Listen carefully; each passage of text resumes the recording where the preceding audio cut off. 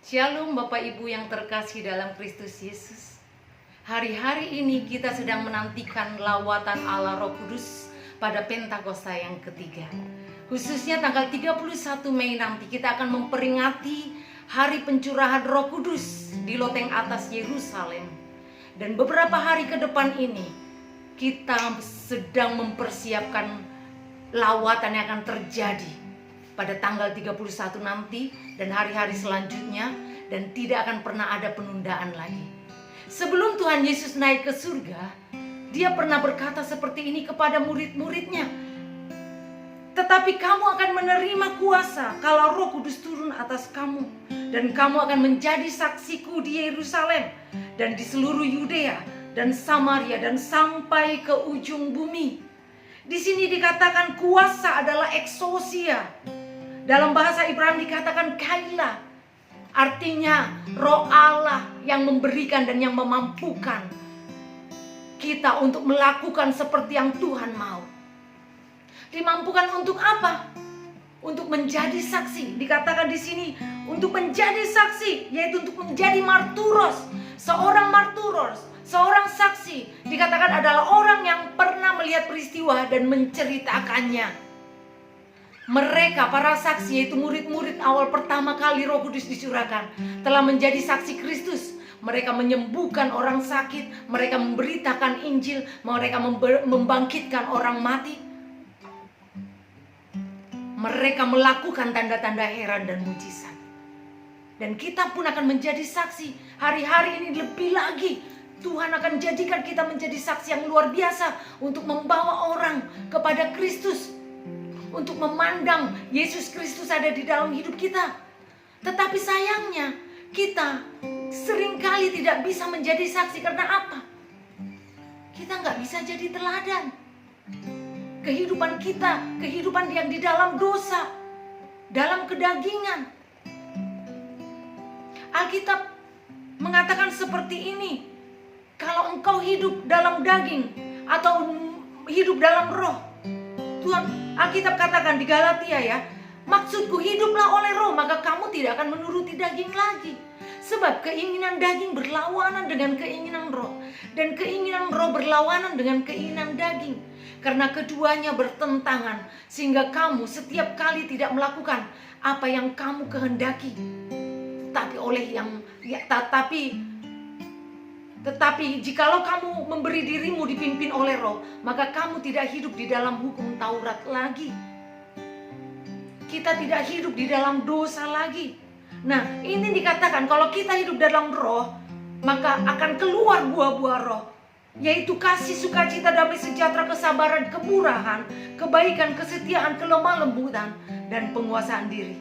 Tidak ada hukum yang menentang hal ini. Nah, barang siapa yang menjadi milik Kristus Yesus, ia telah menyalibkan daging dengan segala hawa nafsu dan keinginannya. Jikalau hidup kita dipimpin oleh roh, baiklah hidup kita juga dipimpin oleh roh. Dan janganlah kita gila hormat, janganlah kita saling menantang, dan jangan saling mendengki.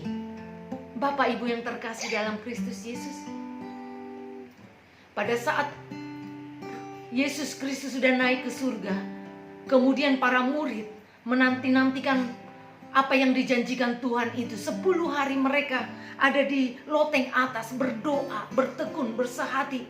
Dikatakan di situ mereka suka bertekun dengan sehati dalam doa bersama-sama dengan beberapa perempuan serta Maria ibu Yesus dan saudara-saudara Yesus. Mereka menanti-nantikan dengan bertekun, bersehati dalam doa. Nah, hari-hari ini di tengah-tengah pandemi yang luar biasa seperti ini, tidak kebetulan Tuhan izinkan hal ini terjadi. Supaya apa? Supaya kita bertekun, bersehati, berdoa berantai siang dan malam, menaikkan pujian penyembahan dan berseru kepada nama Tuhan Yesus. Kita diam di rumah, kita lebih banyak waktu untuk berdoa, kita lebih banyak waktu bersyafaat, berkumpul bersama keluarga dalam mesbah keluarga. Dan kita ada banyak dalam hadirat Tuhan, dalam hari-hari Sabat yang panjang. Haleluya. Maka nantikan Allah Roh Kudus bekerja dengan dahsyat. Tuhan adakan keadaan seperti ini supaya kita bertekun bersatu hati dalam doa bersama dalam unity, supaya Roh Kudus dicurahkan dengan dahsyat pada Pentakosta yang ketiga hari-hari ini.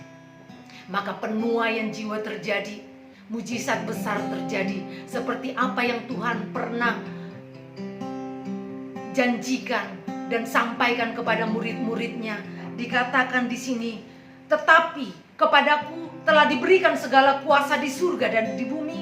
Karena itu pergilah, jadikanlah semua bangsa menjadi muridku dan baptislah mereka dalam nama Bapa, Putra, dan Roh Kudus. Ajarlah mereka segala sesuatu yang telah kuperintahkan kepadamu, dan ketahuilah aku menyertai kamu senantiasa sampai kepada akhir zaman.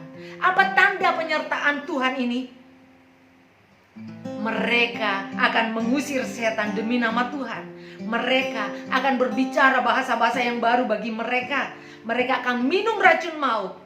Dan sekalipun mereka minum racun maut, mereka tidak akan mendapat celaka. Mereka akan meletakkan tangannya atas orang sakit, dan orang itu akan menjadi sembuh. Kita akan melihat hari-hari dengan dahsyat. Dalam keluarga kita akan terjadi mujizat kesembuhan.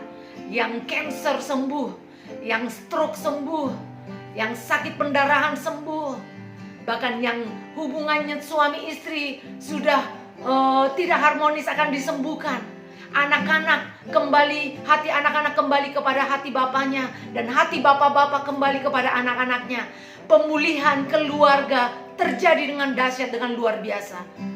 Saat-saat pandemi seperti ini, ada waktu-waktu kita berdoa, menantikan lawatan Roh Kudus, dan menantikan pemulihan bukan hanya atas keluarga kita, tapi keluarga-keluarga yang lain, dan kota kita, dan bangsa kita, dan banyak jiwa diselamatkan bagi Kristus. Mari kita nantikan Allah Roh Kudus, kita nantikan luar biasa pencurahan Roh Kudus yang dahsyat ini dengan mempersiapkan diri kita menerima Roh Kudus. Haleluya. Roh-Mu yang hidup penuhiku, mengalir dalamku. Jiwaku tenang bersamamu dalam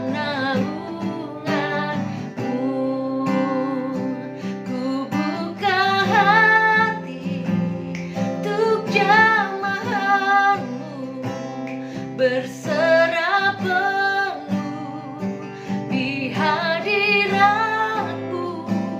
Kau ambil alih seluruh hidupku di altarmu, menyembahmu. Mari angkat kedua tangan. Hamba berdoa di dalam nama Tuhan Yesus.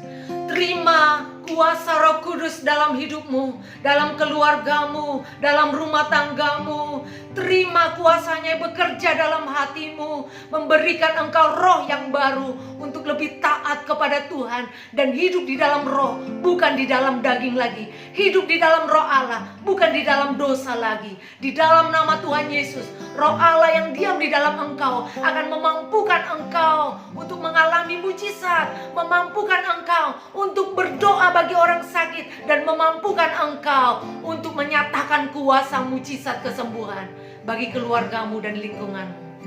Di dalam nama Tuhan Yesus, terima Roh Kudus. Haleluya, haleluya. Dalam nama Tuhan Yesus kami berdoa. Amin. Tuhan Yesus memberkati.